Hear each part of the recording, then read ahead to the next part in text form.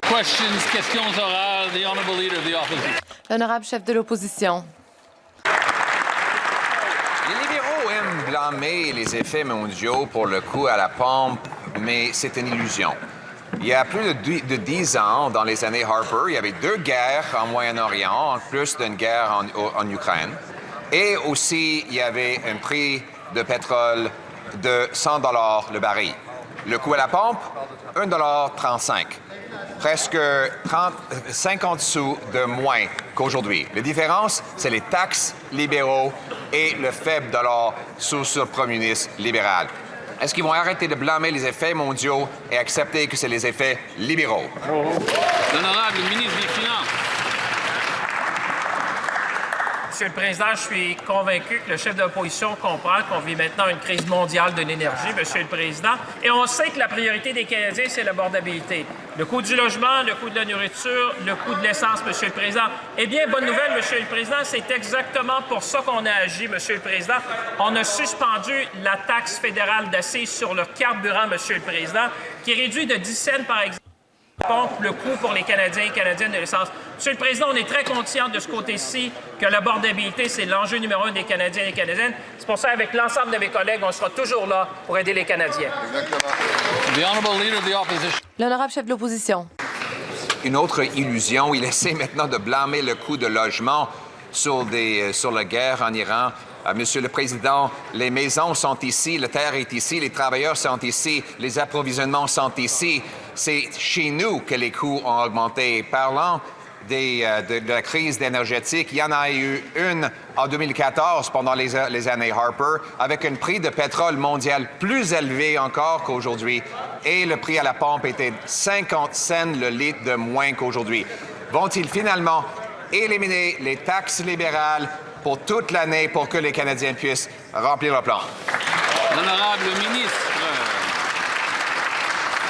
Monsieur le Président, le directeur général de l'Agence énergétique, l'Agence énergétique mondiale, Monsieur le Président, a justement dit que l'on vivait présentement la plus grande crise énergétique, Monsieur le Président. Et c'est pour ça qu'on a agi, Monsieur le Président. On n'a pas attendu, c'est-à-dire qu'on a suspendu la taxe fédérale sur l'essence parce qu'on est très conscient qu'on a besoin de donner un coup de main aux Canadiens, aux Canadiennes, à l'heure où on arrive, par exemple, durant la période de l'été. Monsieur le Président, on sera toujours là pour défendre les intérêts des Canadiens et j'invite mes collègues conservateurs à voter pour le projet de loi C-30 qui, justement, va donner un coup de main aux Canadiens, aux Canadiennes pendant l'été. L'honorable chef de l'opposition. Après 10 ans de ce gouvernement libéral et ce ministre libéral, les Canadiens dépensent plus en taxes que sur le logement et les autres coûts de la vie. Ils sont taxés lorsqu'ils font le plein, lorsqu'ils veulent aller prendre une bière. Ils payent de la taxe là-dessus aussi.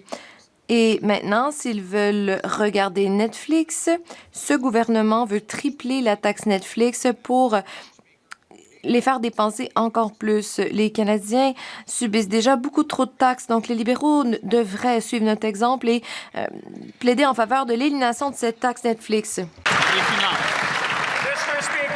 Monsieur le Président, nous n'avons aucune leçon à recevoir de la part des conservateurs. À chaque étape, lorsque nous avons proposé des mesures d'abordabilité, les conservateurs ont voté contre. Ils devraient avoir honte à un moment où les Canadiens nous demandent d'agir pour réduire le coût de la vie. Eh bien, c'est exactement ce que nous avons fait. Nous bâtissons plus de logements abordables. Nous avons réduit le coût de la nourriture. Nous avons proposé des mesures pour le faire et avons éliminé la taxe d'accise sur le carburant. Nous allons continuer d'aider les Canadiens et j'invite mes collègues d'en face de voter en faveur de ces 30. L'honorable chef de l'opposition. Plus de taxes, plus de coûts, plus de chaos, c'est toujours du pareil au même. Ce premier ministre n'est qu'un libéral de plus. Prenez par exemple la menace aux droits de propriété privée pour les Britanno-Colombiens. Ce gouvernement a dit à ses avocats de ne pas défendre les droits de propriété des Britanno-Colombiens dans le cas Cowichan. À ce jour, selon la ligne directrice 14, qui figure toujours sur le site web du gouvernement, n'ont pas pu faire primer les droits de propriété. Cette cause sera portée en appel et les propriétaires s'inquiètent de perdre leur actif le plus précieux. Donc, les libéraux vont-ils défendre les droits de propriété privée devant les tribunaux? L'honorable ministre des Relations couronnes autochtones. Merci, Monsieur le Président. En cours, le gouvernement du Canada a défendu les titres de propriété privée en fief simple.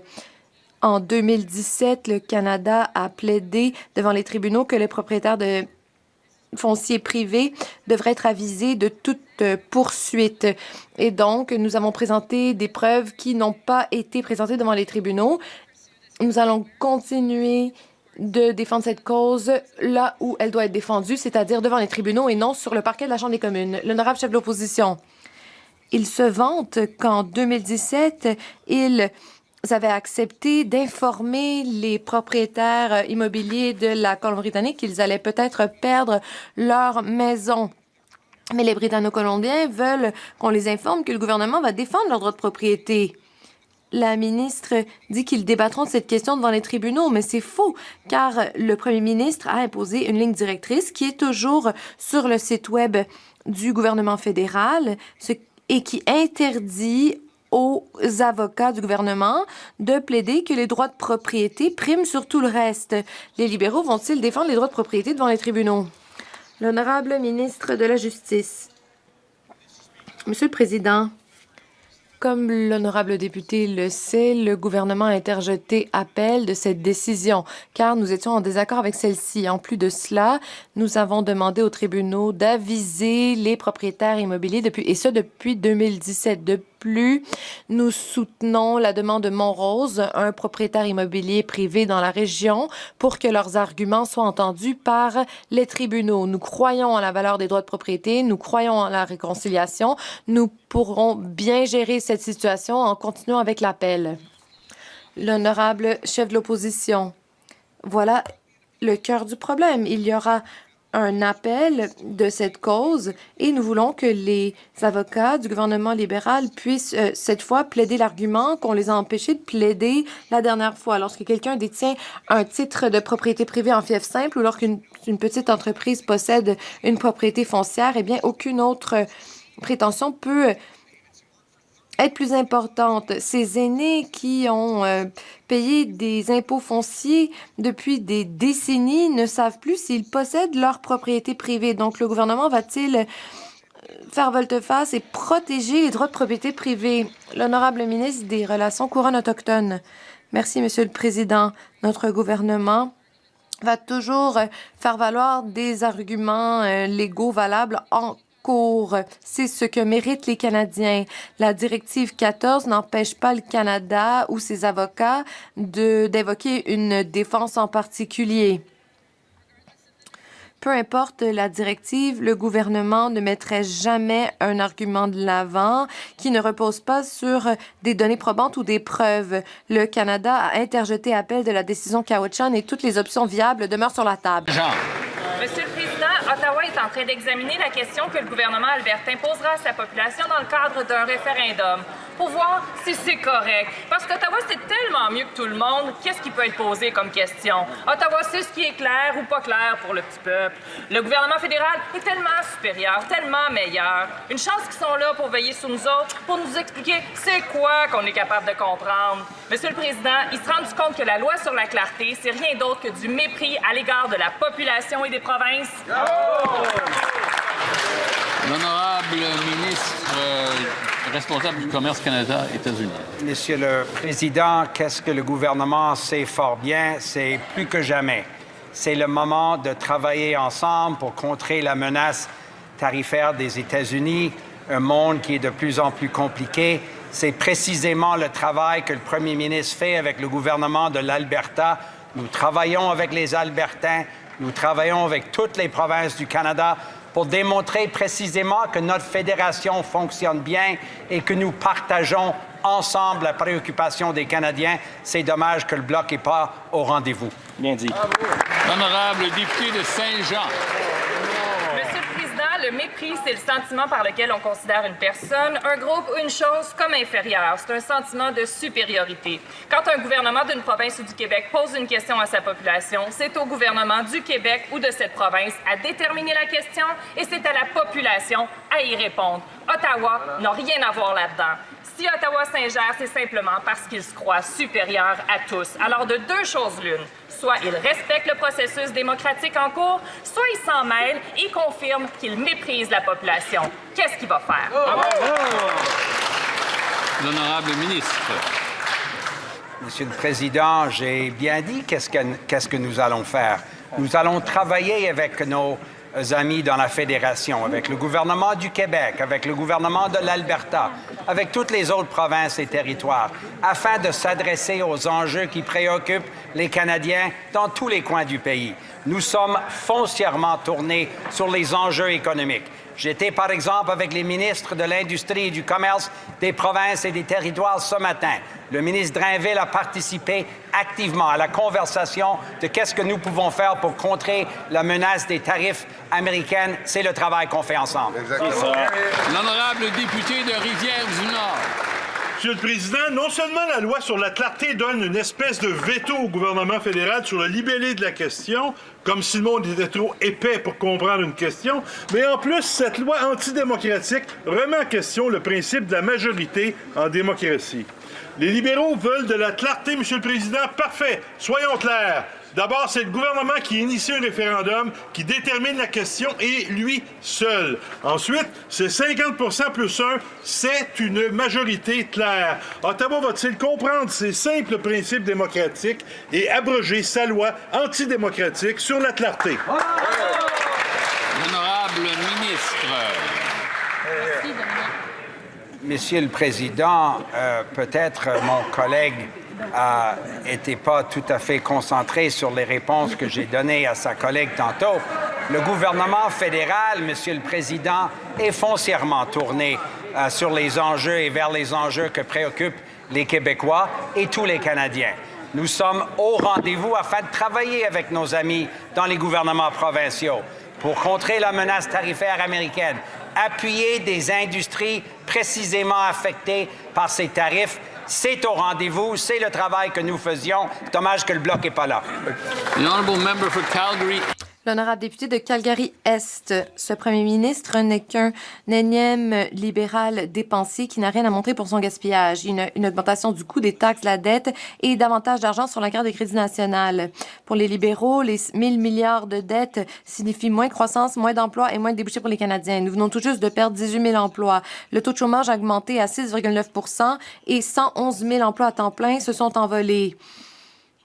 Dans les 4 derniers mois, combien de pertes d'emplois devront encore être signalées afin que ce gouvernement cesse de présenter des budgets qui augmentent le solde de la carte de crédit nationale? L'honorable député de l'Emploi et des Familles, je suis ravie de prendre parole pour parler en faveur du projet de loi C-30, projet de loi qui permettra d'investir 6 milliards de dollars chez les travailleurs des métiers spécialisés, des métiers syndiqués, des emplois bien rémunérés pour bâtir la main-d'œuvre d'aujourd'hui et de demain. Il est clair que mes collègues conservateurs ne savent pas ce dont ont besoin les gens qui travaillent fort. Ils nous demandent d'investir dans leur famille et dans l'avenir. L'honorable député de Calgary-Est.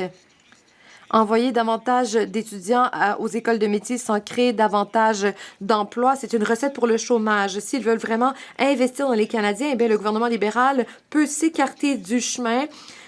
Permettez l'extraction de ressources naturelles pour que nous puissions créer davantage d'emplois, pour que nous puissions faire des mises en chantier. C'est cela qui va aider les jeunes. Quand le gouvernement libéral va-t-il s'écarter du chemin, abroger ces lois anti-industrie, anti-ressources naturelles pour que ce pays et son économie puissent s'évanouir? L'honorable ministre, eh bien, si ce député allait dans le nord de l'Ontario pour parler aux acteurs du secteur minier et s'il entendait ce que les PME et les PDG disaient, il saurait que notre gouvernement fait exactement ce qui a été demandé. Nous avons été applaudis par les employeurs, les syndicats, les travailleurs qui nous disent qu'ils ont besoin de débouchés à saisir. Mon collègue doit peut-être quitter ce lieu et aller dans les collectivités pour parler aux gens et cibler leurs besoins. Ainsi, il aurait peut-être quelque chose de valide à dire ici en Chambre. L'honorable député de Oshawa. Monsieur le Président, sous l'égide de ce premier ministre, nous avons le même parti libéral dépensier. Plus de taxes, plus de dettes et plus de dettes sur la carte de crédit nationale sans rien obtenir en échange de ce gaspillage. En avril, les prix du pétrole ont explosé de 28,6 %. par litre. La plus forte augmentation mensuelle jamais répertoriée, ce qui malmène les Canadiens chaque fois qu'ils vont faire le plein et qui fait augmenter le coût de tout. Le ministre des Finances libéral a maintenant dit qu'il pensait avoir assez fait. Le premier ministre pense-t-il vraiment que les Canadiens peuvent se permettre ce taux d'inflation libérale? L'honorable leader du gouvernement à la Chambre. C'est une excellente nouvelle, oui. Monsieur le Président, j'aimerais remercier la députée d'Oshawa.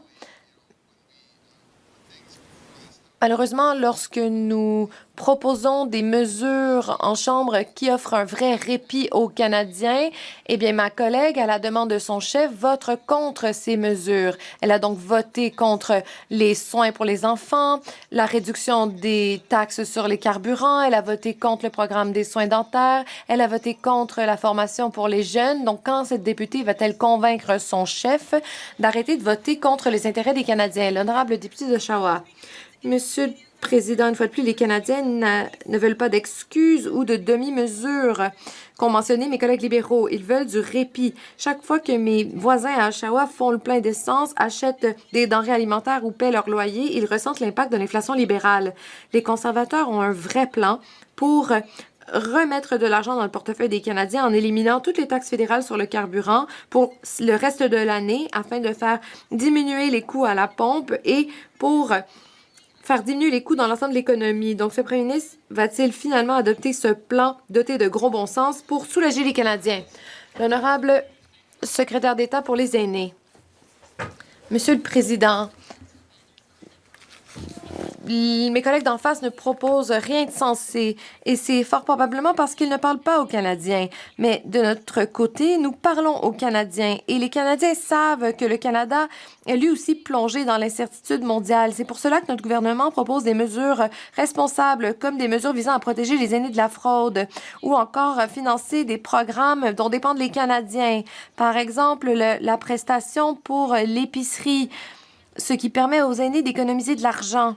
Entre autres, voilà ce que signifie la responsabilité budgétaire. Nous investissons dans le public. L'honorable député de Hamilton-Est, Stony Creek. Une augmentation des coûts, des taxes et de la dette, un solde plus élevé sur la carte de crédit national. C'est toujours du pareil au même. Ce premier ministre est un énième libéral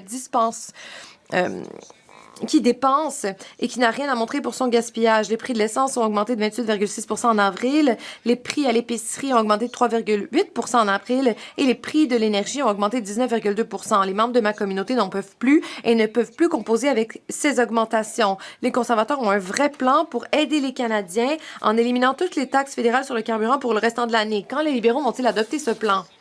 L'honorable secrétaire d'État. Merci beaucoup, Monsieur le Président. Le député de Hamilton-Est, Stony Creek, devrait peut-être parler aux milliers de personnes dans sa circonscription qui ont accédé au régime de soins dentaires contre lequel a voté son parti.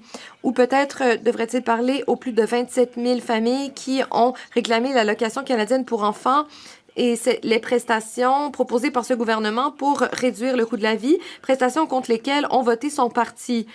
Que ce soit le programme d'alimentation dans les écoles, les soins de garde d'enfants à l'échelle nationale et autres, les conservateurs ont voté contre toutes ces mesures visant à améliorer la vie des Canadiens, dont celle de sa circonscription. L'honorable député de Lethbridge. La semaine dernière, le CRTC a annoncé qu'il allait tripler la taxe Netflix de 5 à 15 Cette taxe fera augmenter le coût que payent les consommateurs pour Netflix ou Disney+, ces plateformes de diffusion en continu. Spotify a déjà annoncé cette semaine que cette taxe entrera en vigueur en juillet et qu'ils augmenteront donc leur prix.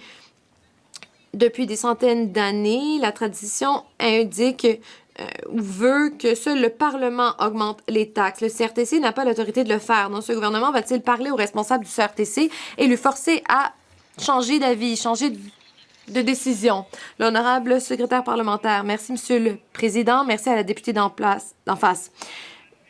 Donc, ce n'est pas une nouvelle taxe, c'est une taxe imaginaire, une fois de plus, que l'on invente ici en Chambre. Notre gouvernement est déterminé à réduire le coût de la vie pour les Canadiens. C'est pour cela que nous avons réduit les taxes et impôts pour 22 millions de Canadiens. Cette décision du CRTC ne fait qu'appliquer les règles existantes de manière à favoriser la concurrence. Il s'agit de protéger la culture et l'identité distincte du Canada et assurer l'intégrité de notre secteur culturel. L'honorable député de Lethbridge. Une taxe est une taxe est une taxe. Vous pouvez l'appeler comme vous voulez, mais en bout de ligne, les Canadiens auront plus à payer. Il s'agit d'une taxe et elle ne coûtera pas juste aux Canadiens, elle aura un impact sur nos négociations commerciales dans le cadre de la renégociation de la CEUM. Le gouvernement libéral s'est déjà fait accusé d'escalade et les États-Unis ont déjà signalé que cette nouvelle taxe nous empêcherait de conclure une entente que le premier ministre nous a promis il y a de cela de nombreux mois. Le gouvernement libéral va-t-il annuler cette taxe coûteuse, protéger notre relation commerciale avec les États-Unis, protéger nos échanges commerciaux et protéger nos emplois? L'honorable secrétaire parlementaire. Merci beaucoup, Monsieur le Président, et je remercie ma collègue de sa question. Donc, ce dont il est question ici, c'est une taxe imaginaire, une fois de plus. Au cours de la dernière décennie, les Canadiens ont changé la manière dont ils consomment du contenu. Donc, il est important que notre régime de réglementation reflète ce changement. Merci beaucoup. Député de Repentigny. Monsieur le Président, la trahison écologique du premier ministre est officielle avec l'annonce d'un nouveau pipeline de pétrole sale dès 2027. Un pipeline qui pourra enfreindre les lois environnementales, mettre en danger les espèces en péril. Un pipeline dont l'évaluation environnementale sera faite par la Régie de l'énergie à Calgary et dont le premier ministre pourra même changer les critères au fur et à mesure. En plus, la construction va pouvoir commencer avant même la fin de l'évaluation. C'est une trahison générationnelle en matière d'environnement. Y a-t-il des libéraux qui vont refuser d'être complices? L'honorable secrétaire d'État à la nature.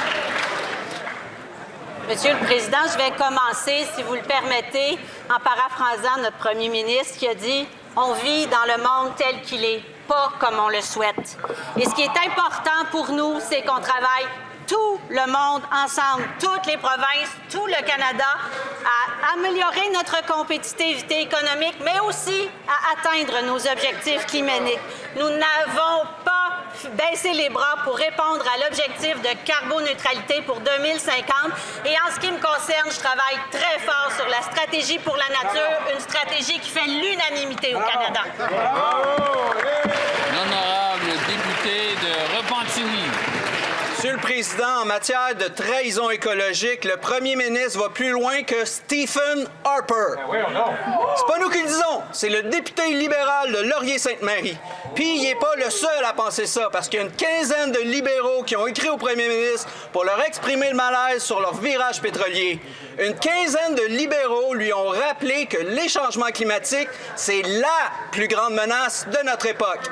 Bien, si c'est la plus grande menace de notre époque, qu'est-ce qu'ils attendent pour se lever puis quitter leur parti?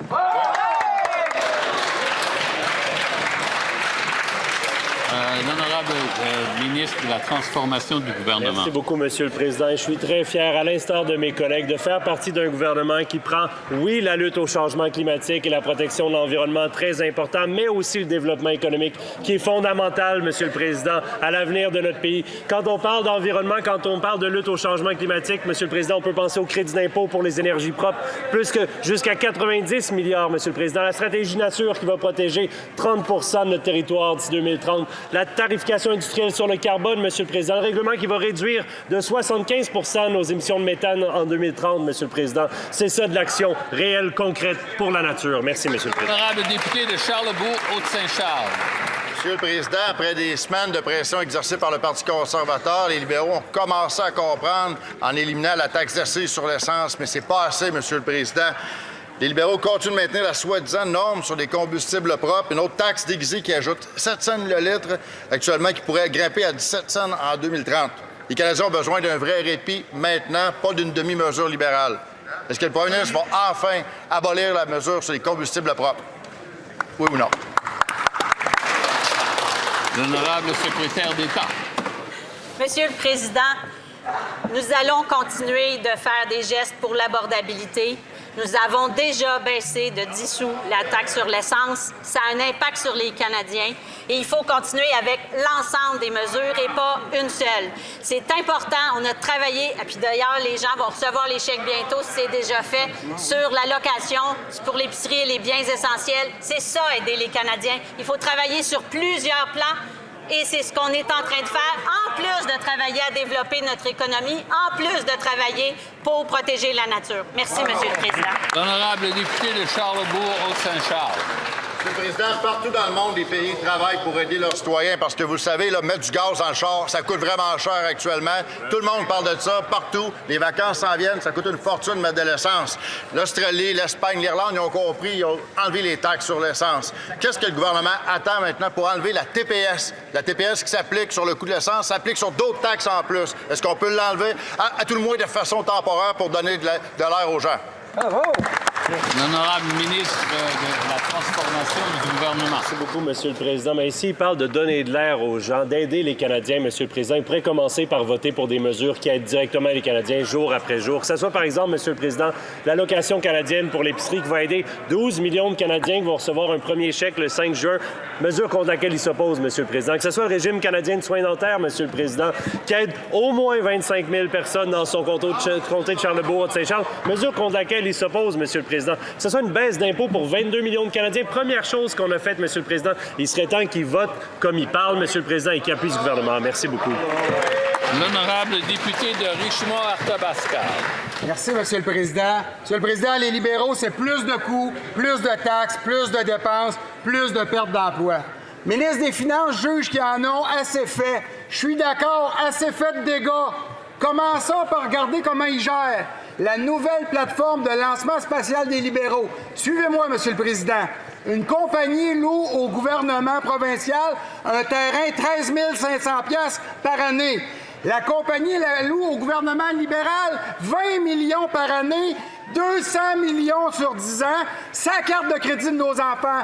Ma question est simple. Si c'était votre argent, le feriez-vous? Encore une fois, on passe par l'intermédiaire de la présidence. L'honorable député, ministre de la Défense nationale. Monsieur le Président, la mise en place des capacités de lancement spatial souveraines au Canada permettra de générer des milliards de dollars, de créer des emplois bien rémunérés, de renforcer la souveraineté du Canada, de réduire notre dépendance vis-à-vis des États-Unis et de soutenir un secteur commercial de lancement et de rentrée spatiale qui pourrait représenter jusqu'à 40 milliards de dollars. C'est dans cela que nous investissons, Monsieur le Président. Merci. L'honorable député de Richmond-Arthabasca. Monsieur le Président, on vient d'avoir la preuve du ridicule libéral. J'y parle d'un terrain de 13 500 $ par année de location qui est reloué 20 millions par année. C'est ça la gestion libérale. Nos jeunes, présentement, sont plus longtemps sans emploi depuis 50 ans. Nos jeunes se battent pour un emploi, pour se loger, pour se nourrir. Ils ne peuvent plus rêver à une maison, ne peuvent plus rêver à fonder une famille. Est-ce que le premier ministre peut s'excuser à propos des propos qu'il a tenus face à nos enfants et arrêter de dépenser sur la carte de crédit de nos enfants? L'honorable ministre de la Transformation du gouvernement. Monsieur le Président, de voir un gouvernement qui soutient ces jeunes, Monsieur le Président, avec 6 milliards pour la formation de la main-d'œuvre dans les métiers de la construction dont on va avoir tant besoin, Monsieur le Président. C'est ça, un gouvernement qui croit en sa jeunesse, qui croit en l'avenir, puis qui le fait, puis qui met de la parole au geste, Monsieur le Président, avec, par exemple, des grands projets. Et je regarde, la semaine dernière, le premier ministre était à Saint-Michel-des-Saints pour annoncer Nouveau Monde Graphite. Ça, c'est 2 milliards injectés dans l'économie québécoise. La plus grosse mine de graphite du pays du G7, Monsieur le Président. Des centaines d'emplois. C'est des grands projets comme ça qu'il faut au Québec et partout à travers le pays pour nos jeunes. Merci, Monsieur le Président. Honorable député de Côte-du-Sud, de Rivière-du-Loup, Katascomique, Témiscouata. Monsieur le Président, je mets le premier ministre libéral au défi de regarder un jeune du Québec actuellement et lui dire que l'économie va bien. Comment peut-il justifier les 91 000 pertes d'emplois depuis le début de l'année au Québec, 43 000 seulement en avril? Pendant que le premier ministre libéral accumule les dettes sur la carte de crédit sans limite, nos jeunes reçoivent une facture qu'ils ne pourront jamais payer. C'est incroyable. Quand ce gouvernement libéral va-t-il cesser de faire des budgets coûteux et redonner de l'espoir ou de la chance à notre relève? Le ministre de l'Industrie. Merci, Monsieur le Président. Vous savez comment on donne de la chance, des opportunités à la relève? C'est en faisant en sorte de faire des investissements qui créent des emplois. Et justement, on peut saluer la nouvelle commande, la plus grande commande de l'histoire de l'aviation commerciale au Canada. Excellent. 150 nouveaux avions commerciaux à Airbus, à Mirabel. Donc, bonne nouvelle pour les gens dans les Basses-Laurentides. Autre bonne nouvelle, aussi, j'étais avec le gouvernement du Québec. Nous avons annoncé du nouveau financement pour Kruger à Trois-Rivières, 350 nouveaux emplois et on salue l'impact de la compagnie dans la région. Merci. L'honorable député de Terrebonne. Monsieur le Président, la semaine dernière, le premier ministre a officiellement donné le coup d'envoi à la mine de Matawini de Nouveau-Monde Graphite à Saint-Michel-des-Saints dans la région de Lanaudière au Québec, et ce, seulement 6 mois après avoir soumis le projet au Bureau des grands projets. Une fois achevée, cette mine sera la plus grande mine de graphite de l'Amérique du Nord et du G7. Le lieutenant du Québec et ministre de la Transformation du gouvernement des Travaux publics et de l'approvisionnement peut-il informer la Chambre en quoi ce projet renforcera notre chaîne d'approvisionnement en minéraux critiques et soutiendra nos efforts visant à bâtir une économie canadienne plus forte, plus indépendante et plus résiliente? L'honorable ministre. D'abord, Monsieur le Président, je veux remercier la députée de Terrebonne et quel plaisir de la remercier en cette Chambre ici, Monsieur le Président. Le lancement de la mine Matawini à Saint-Michel-des-Saints est un pas marquant pour notre souveraineté énergétique, Monsieur le Président. En plus de devenir la plus grande mine de graphite du G7 et d'augmenter de 8 fois notre production, elle va répondre à la demande canadienne et rendre plus résilients nos alliés avec qui on a signé plus de 56 accords au cours de la dernière année en termes de minéraux critiques. Je suis fier de ce projet. Ça va injecter 2 milliards dans notre économie, créer des centaines d'emplois. Monsieur le Président, des projets comme Nouveau-Monde Graphite, c'est ça être maître chez nous. Merci beaucoup. Le député de Haliburton-Kawartha Lakes. Monsieur le Président, tout de suite après la période des questions, la Chambre va voter sur une motion conservatrice pour protéger les propriétaires contre une approche libérale défaillante qui met en péril les logements et l'avenir des Canadiens.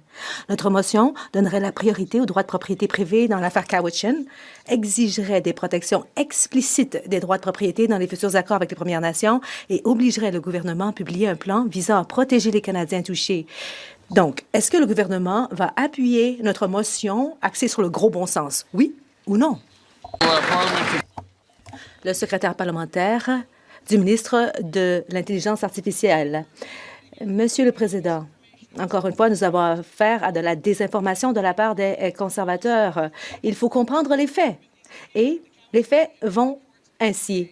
Le gouvernement a interjeté appel de la décision dans l'affaire Cowichan. Nous protégeons les droits des propriétaires privés et il n'y a pas aucun Canadien qui a perdu sa propriété relativement à un accord avec une communauté autochtone. Ils agissent de façon irresponsable et cela peut mettre en péril la croissance économique en Colombie-Britannique ainsi que la véritable réconciliation. Le député d'Haliburton-Kawartha Lakes. Monsieur le Président, les seules personnes qui mettent à risque la réconciliation, c'est le gouvernement libéral et le député de la Colombie-Britannique devraient savoir vraiment ce qu'il en est. Et il n'y a pas seulement la ville de Richmond qui est visée. Et tout cela, c'est le résultat du fait que ce gouvernement libéral n'a pas défendu les droits de propriété. Ils ont interjeté appel à la dernière minute. Ils ont créé un climat d'incertitude. Et la seule organisation qui a interjeté un appel, c'est la ville de Richmond. Le gouvernement a échoué. Il doit faire mieux.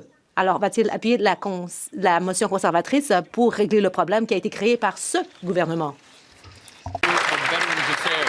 La ministre. Monsieur le Président, nos collègues d'en face ont soulevé cette question à maintes reprises et nous avons été très clairs. Nous allons défendre les droits à la propriété privée et nous allons les protéger en Colombie-Britannique. L'objectif des conservateurs, c'est de semer la peur et l'incertitude, et ce n'est pas nécessaire. Et cela ne nous aide pas à aller de l'avant et à progresser en tant que pays, que province, que société. Nous défendons les droits à la propriété privée au Canada, point à la ligne. Le député de Mission-Mascouy-Abbotsford. Monsieur le Président, les libéraux ne défendent pas le système de propriété privée et ils sèment la confusion et la peur chez les propriétaires qui s'inquiètent de savoir si leurs terres sont sécurisées. La décision Cowichan et l'accord Musqueam suscitent de graves inquiétudes et à juste titre, les Britanno-Colombiens se demandent si leurs droits de propriété seront défendus et surtout du fait que ce gouvernement n'a pas exercé tous ses prérogatives en cours. Alors, ne va-t-on pas protéger les Canadiens et leurs droits de propriété en appuyant la motion conservatrice aujourd'hui? Le ministre du Logement et de l'Infrastructure. Monsieur le Président, c'est honteux de voir les députés d'en face brandir des épouvantails à moineaux en ce qui a trait au droit à la propriété. Nous défendons le droit à la propriété privée. Nous défendons la réconciliation. Nous avons présenté notre cause avec le gouvernement de la Colombie-Britannique, la ville de Richmond, ainsi que d'autres Premières Nations. Nous allons continuer de travailler à la réconciliation et il faut mettre fin à cette campagne de peur. Le député de Cowichan, Malahat, Langford. Les familles de l'île de Vancouver ont travaillé dur, respecté les règles et acheté leur maison de bonne foi. Elles méritent la certitude qui devrait se rattacher à leur propriété, leur titre de propriété et leur avenir. Pourtant, sous la responsabilité du premier ministre, la mauvaise gestion de l'affaire Cowichan et l'affaire Musqueam a ébranlé cette incertitude. Et il y a même la réconciliation qui recule. Le leadership s'est rassemblé les gens et le premier ministre a échoué à ce test. Va-t-il maintenant appuyer notre motion conservatrice pour protéger la propriété privée et unir les Canadiens plutôt que de les monter les uns contre les autres? Il est censé les servir. Le ministre d'État au développement international. Monsieur le Président, le seul parti dans notre Chambre qui sème la peur, c'est le Parti conservateur du Canada. Et en Colombie-Britannique, il n'y a que le Parti conservateur de la Colombie-Britannique qui sème la peur dans la province. Nous savons que le droit à la propriété privée n'est pas en péril. Le gouvernement est en train de défendre ses droits en ce moment même et nous allons toujours protéger les droits à la propriété privée pour tous les Canadiens. Le député de Richmond Centre, Marple. Monsieur le Président, les libéraux sont en plein déni de la réalité. Le gouvernement libéral continue de laisser les propriétaires d'entreprises et les agriculteurs dans les limbes. Les conservateurs ont proposé une motion pour enjoindre le gouvernement d'abroger l'article 14 dans les instructions et on veut que le gouvernement protège les titres de propriété du gouvernement. Est-ce que le gouvernement libéral va enfin défendre les intérêts des propriétaires et protéger le droit à la propriété privée au Canada?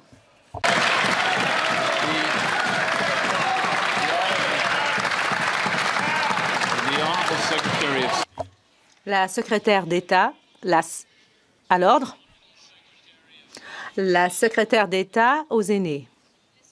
Monsieur le Président, notre gouvernement l'a dit à maintes reprises et nous avons également agi en ce sens. Nous défendons les habitants de la Colombie-Britannique, nous défendons les propriétaires individuels et nous défendons les intérêts des Autochtones également. Nous avons pris les mesures qui s'imposent. Nous interjetons appel devant le tribunal et c'est effrayant de voir à quel point les conservateurs essaient d'utiliser ce dossier pour faire peur aux propriétaires. Et ils doivent savoir que leur gouvernement est là pour eux.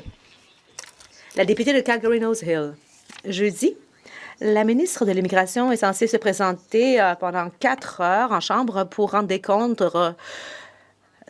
comptes au comité plénier, mais elle n'a pas confirmé si elle allait être présente pendant 4 heures, alors que son collègue, le ministre des Finances, a dit qu'il allait être présent. Bon, je sais qu'elle a peur de rendre des comptes parce qu'elle a créé un véritable désastre pendant la dernière année et il faudrait que le premier ministre la vire. Bon, est-ce qu'elle va venir pendant 4 heures jeudi soir pour répondre aux questions ou est-ce que le premier ministre va enfin la virer?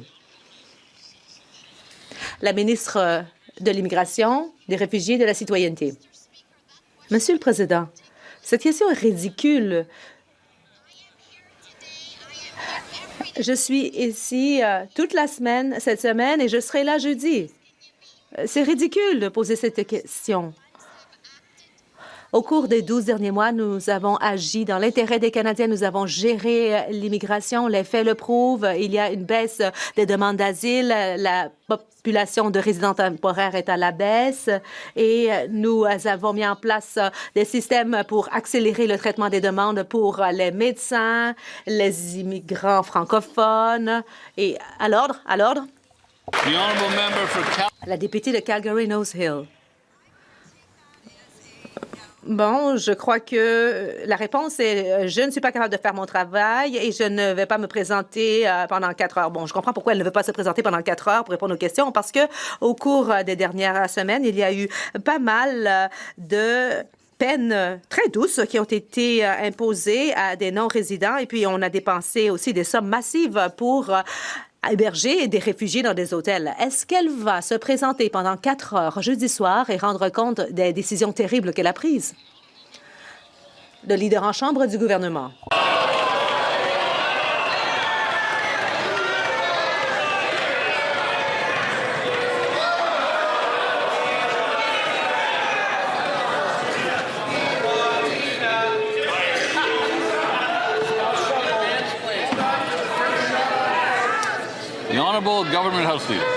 Le leader en chambre du gouvernement. Monsieur le Président, la ministre vient de confirmer qu'elle va comparaître devant le comité plénier. Mais pendant que la ministre énonce toutes les belles réalisations et je n'arrive pas à entendre le leader en chambre. Il y a trop de bruit. That's not his fault. Ce n'est pas de sa faute, ce n'est pas de ma faute. Bon, peut-être pas du début, mais je vais donner quelques secondes de plus au ministre. Le leader en chambre. La ministre a énoncé toutes les belles réalisations qui ont été faites durant son mandat. Les niveaux d'immigration sont à la baisse, les demandes d'asile sont à la baisse et ce sont là de belles réalisations de la part de la ministre. Alors, ce qu'on se demande, c'est si la députée d'en face va arrêter de tenir des propos dénigrants à l'endroit de la ministre et de s'attaquer à elle avec des propos qui sont sans fondement. La députée de Calgary-Nose Hill. Bon, je ne sais pas ce que vous en pensez, mais moi, je crois que c'est condescendant de la part du ministre de répondre à la place de sa collègue. Mais moi, je dois vous dire que c'est renversant de voir que la personne qui est en charge de l'un des dossiers les plus importants du gouvernement, qui a un salaire de 300 000 $ par année et qui a droit à son propre chauffeur payé par les contribuables, refuse de venir se faire entendre pendant 4 heures en chambre. Elle ne s'est pas engagée à se présenter ce soir-là. Même les membres de son caucus se demandent pourquoi est-ce qu'elle est encore en poste. Ils l'ont dit à la CBC. Alors pourquoi ne pas prendre la parole et déclarer qu'elle sera là pendant 4 heures pour répondre à nos questions? La ministre de l'Immigration, des Réfugiés et de la Citoyenneté.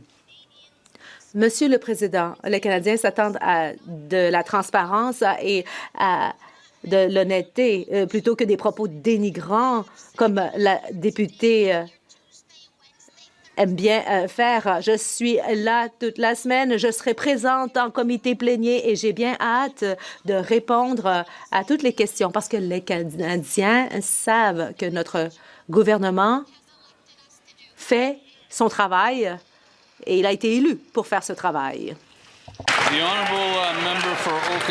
Le député de Okanagan, Lake West, South Kelowna.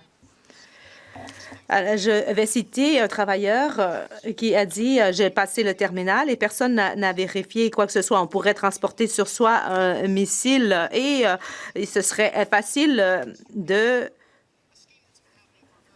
passer par la sécurité à l'aéroport Pearson. On pourrait même trafiquer de la drogue.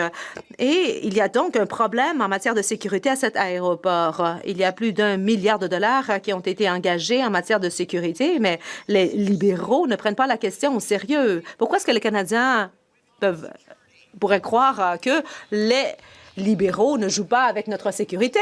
Le ministre de la Sécurité publique. Monsieur le Président, la sécurité des Canadiens, c'est notre priorité. Les forces de l'ordre collaborent étroitement avec les autorités aéroportuaires ainsi que nos homologues, entre autres pour détecter les activités illicites, protéger les Canadiens et perturber les réseaux du crime organisé, y compris le trafic illégal de drogue. Nous continuons d'investir dans l'application de la loi. 1,3 milliard de dollars pour la frontière. Il y a 1000 nouveaux agents de la SFC et 1000 nouveaux agents de la GRC qui seront embauchés. Il y a, par exemple, le projet de loi C-12. À l'ordre? À l'ordre? L'honorable député de Mont-Saint-Bruno, l'Acadie. Monsieur le Président, Notre secteur aérospatial est un moteur économique qui soutient des milliers d'emplois spécialisés et bien rémunérés, notamment au Québec. Plus tôt ces mois-ci, Airbus et Air Asia ont annoncé la plus importante commande de l'histoire pour des avions conçus et fabriqués au Canada. Une preuve concrète que notre stratégie de diversification commerciale et des partenariats internationaux porte des fruits. La ministre de l'Industrie peut-elle informer la Chambre des mesures qui prend au gouvernement pour attirer des investissements, soutenir l'innovation et continuer à bâtir une économie plus forte? Le ministre de l'Industrie. Merci, Monsieur le Président. Enfin, une bonne question en fait du collègue de Mont-Saint-Bruno-Lacadie. Et en effet, nous avons vu il y a 2 semaines de très bonnes nouvelles pour le secteur de l'aérospatial et particulièrement Airbus à Mirabel, 150 nouveaux avions qui sont maintenant en construction à Mirabel, une commande de Air Asia et également une compagnie de la Malaisie, compagnie asiatique, compagnie Airbus étant une compagnie européenne. Et donc, tout ça démontre que notre plan fonctionne, on est capable d'attirer des investissements étrangers. Le député de Brantford-Brant South Six Nations. Monsieur le Président, avec ces libéraux, ce qu'on voit, c'est plus de criminalité, plus de peur, plus de chaos. Plus ça change, plus c'est pareil.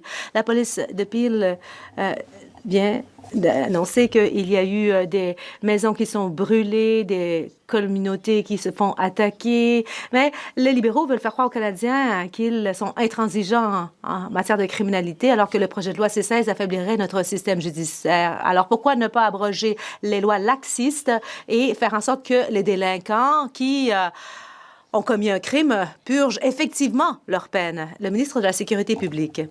Je tiens à remercier le service de police de Peel qui a fait un excellent travail avec la PPO, la SFC, Fintrac, entre autres. Ils ont permis d'arrêter 16 individus qui étaient rattachés à un réseau d'extorsion qui terrorisait les communautés de l'Asie du Sud de l'Ontario. Il y avait 24 incidents qui ont mené à 126 chefs d'accusation. Nous allons jamais tolérer l'extorsion et ce type de crime au Canada. Et voilà pourquoi nous avons déposé le projet de loi 122 sur l'accès légal et nous voulons qu'il soit adopté en Chambre. Le député de Abbotsford South Langley. Monsieur le Président, après 11 ans de politique libérale laxiste en matière de criminalité, il y a plus de criminalité, de chaos dans nos quartiers. Depuis 2015, les crimes violents ont augmenté de 55 % à l'échelle nationale, tandis que l'extorsion a bondi de 330 %. Rien qu'assuré, l'extorsion a augmenté de 2400 %. Et il y a les projets de loi C-75 et C-5 des libéraux qui ont rendu les Canadiens plus vulnérables. Alors, pourquoi ne pas abroger les lois laxistes, remettre en place les peines minimales obligatoires et faire en sorte que les délinquants purgent effectivement les peines qu'ils méritent? La secrétaire d'État à la lutte à la criminalité. Monsieur le Président, notre plan fonctionne et c'est ce que la police de Peel a démontré. Ils ont mené une enquête qui a mené à l'arrestation de 17 personnes et malheureusement, cela a pris 18 mois. Pourquoi? Eh bien, cela aurait été plus rapide. Nous aurions pu arrêter ces gens en moins d'1 mois. Mais le problème, c'est l'accès légal. Et les libéraux font en sorte que le projet de loi sur l'accès légal n'est toujours pas adopté. Nous aurions pu aussi atténuer le nombre de victimes parce que l'enquête a pris si longtemps. Et tout cela, c'est la faute des conservateurs. Le député d'Oxford. Monsieur le Président, sous le régime libéral, les criminels tirent en plein jour et sont libérés sous caution la nuit. Alors, on se fait attraper, on se fait libérer, on se fait arrêter et puis on recommence. Les délinquants terrorisent les communautés, les quartiers et les familles. Les conservateurs voudraient qu'il y ait des peines minimales obligatoires de 10 ans pour les infractions graves d'extorsion et on expulserait les non-citoyens reconnus coupables de crimes violents. Alors pourquoi ne pas soutenir notre plan et rétablir la sécurité dans les quartiers? La secrétaire d'État. Comme j'ai dit, notre plan fonctionne. Nous attrapons les criminels et on peut le voir. Il y a des résultats à l'échelle du pays en ce moment, Monsieur le Président. Nous avons inclut le CANAFE dans nos organismes d'application de la loi et nous avons un plan qui fonctionne. Le taux d'extorsion est à la baisse et les criminels sont mis derrière les barreaux. La députée de Davenport. Monsieur le Président, Il y a des conflits à travers le monde qui s'intensifient et les Canadiens en subissent les répercussions ici, chez nous. Nous devons respecter nos engagements en matière de sécurité et nous devons renforcer les alliances qui assurent notre sécurité. La ministre des Affaires étrangères revient de la Suède, où il y avait une rencontre avec l'OTAN. Peut-elle nous dire comment le Canadien collabore avec les alliés pour réaliser effectivement nos engagements? La ministre des Affaires étrangères. Monsieur le Président, la semaine dernière, j'ai rencontré mes homologues de l'OTAN en Suède à la suite de l'adhésion historique de ce pays à l'Alliance, que le Canada a été heureux d'être le premier à ratifier. Les conflits en Europe, les conflits un peu partout au monde perturbent nos chaînes d'approvisionnement et le Canada intensifie ses efforts pour respecter nos dépenses en défense par rapport au PIB. Nous investissons dans notre industrie de défense nationale et nous renforçons la confiance de nos alliés en créant la nouvelle banque de résilience en matière de défense et de sécurité. Nous rendons le Canada plus fort. Le député de North Island, Powell River. Les Canadiens sont scandalisés d'apprendre que l'argent des contribuables a servi à tromper et à humilier des citoyens canadiens, y compris des vétérans de la GRC. Une production liée à la CBC a utilisé de faux sites web, de faux noms et de fausses entreprises pour les attirer dans de prétendues entrevues sur leur vie après la retraite.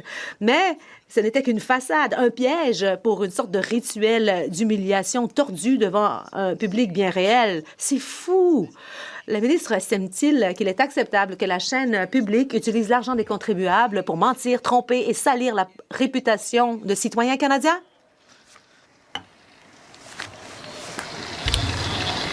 Le secrétaire parlementaire du ministre de l'Identité culturelle. Merci, Monsieur le Président, et je remercie le député d'en face de sa question. La CBC, c'est une société d'État indépendante.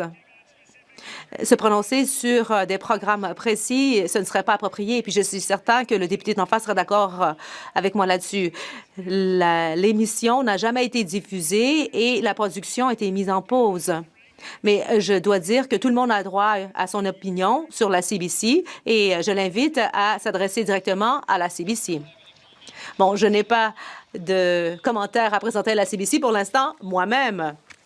Le député de Vancouver-Est. Le premier ministre a dit aux Canadiens qu'il ne veut pas entendre ce à quoi les gens s'opposent. Il veut entendre ce qu'ils soutiennent. Mais il abandonne l'environnement, il manipule les groupes environnementaux qui réclament depuis des décennies le recours aux énergies renouvelables. Pas étonnant que l'ancien ministre de l'Environnement ait démissionné.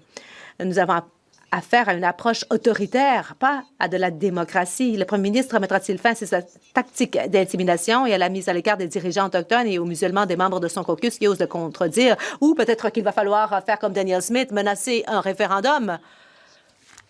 Le secrétaire parlementaire du ministre de l'Environnement.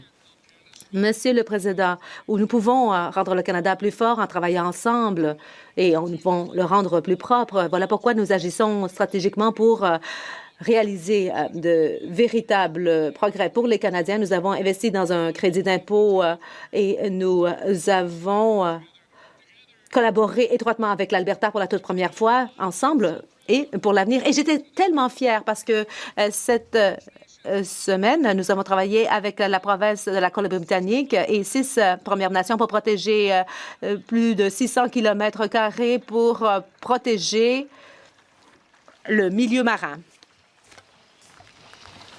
On met fin à la période des questions. Did you sign with? Ça met fin à la période des questions.